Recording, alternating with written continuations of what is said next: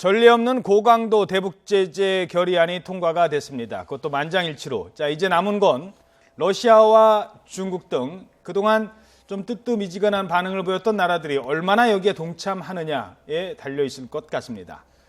정영태 북한 미래포럼 대표, 김영희 산업은행 북한경제팀장과 함께 이번 결의안 통과 이후 상황에 대해서 전망해 보도록 하겠습니다.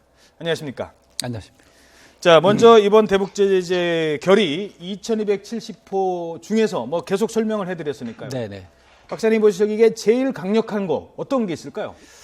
물론 지난번에도 금융 관련된 어떤 그 제재안이 사실 있었지만 그것이 효율성 있게 하는 것은 좀 미흡했고, 이번 경우는 사실 그 북한이 해외에 그 금융 거래를 할 수 있는 주요한 그 북한 은행이라든가 은행 지점 이것을 이제 그 제재 대상으로 넣어버림으로써 이제는 그 자산이 사실 몰수가 되고 더 이상 그런 거래를 할 수 없게 이래 만들어낸 그 자체는 바로 이제 앞으로의 그 여러 가지 그 김정은을 향하고 있는 여러 가지 외화라든가 이런 것을 중간에서 그 거래할 수 있는 그런 것을 이제 원천적으로 봉쇄를 한 측면이 사실 있습니다. 그 상당한 예를 들면 사실은 그 단천 상업은행이라든가 이런 것은 이런 베트남이라든가 시리아라든가 이란이라든가 뭐 이집트 이런 곳에서 그 무기 거래를 한다든가 아니면 무기 거래에 있어서도 뭐 무기를 수출했을 때 그다음에 수입을 했을 때 여러 가지 또 중요한 어떤 그것을 수입하는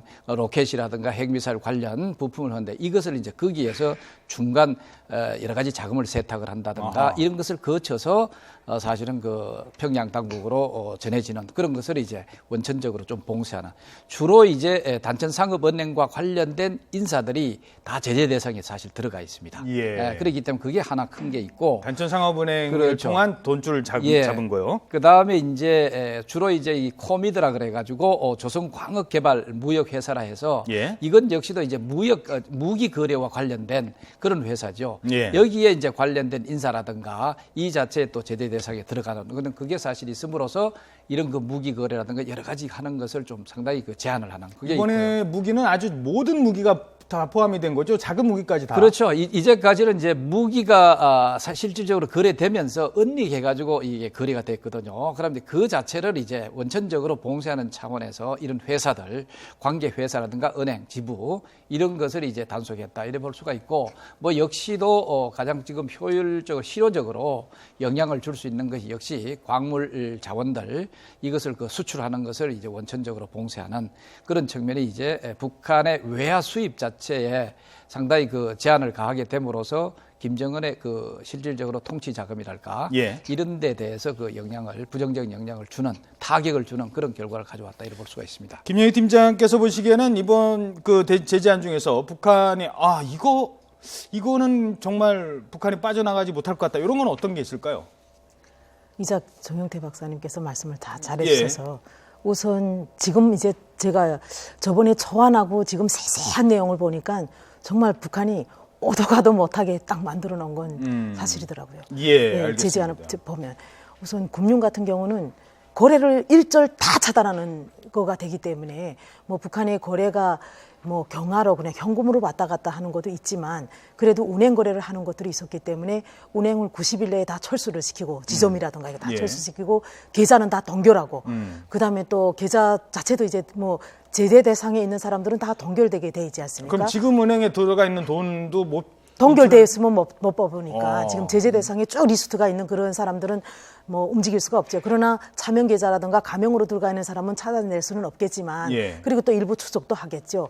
이렇게 되면 북한은 현재로서는 그때 방코델타 아시아 운행을 동결시켰던 것처럼 있는 돈도 가져오지 못할 뿐더러 앞으로 나중에 거래를 차단되기 때문에 북한의 손과 발을 그냥 꽁꽁 묶어놨다 이렇게 보여지더라고요. 자, 그런데 문제는 중국이나 러시아가 지금 뭐 미국은 독자적인 제재까지 하고 있고 일본은 원래부터 하고 있었으니까 뭐 논외로 하더라도 중국, 러시아가 관건 아니겠습니까? 어떻게 보십니까?